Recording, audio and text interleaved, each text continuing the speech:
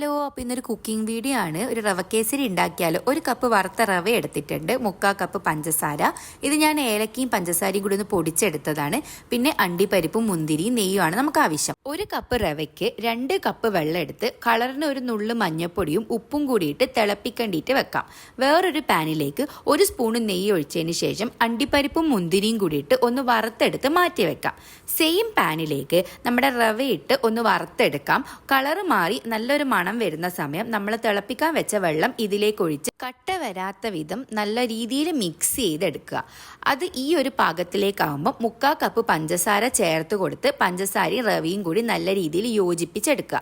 അതിനുശേഷം 1 സ്പൂൺ നെയ്യ് ഒഴിച്ച് നല്ല രീതിയിൽ മിക്സ് ചെയ്തിട്ട് അവസാനമായിട്ട് നമ്മൾ പൊടിച്ച് വെച്ച ഏലക്കാപ്പൊടിയും അണ്ടിപ്പരിപ്പും മുന്തിരിയും കൂടി ഇട്ട് കഴിഞ്ഞാൽ നമ്മളെ റവ കേസരി റെഡിയാണ്.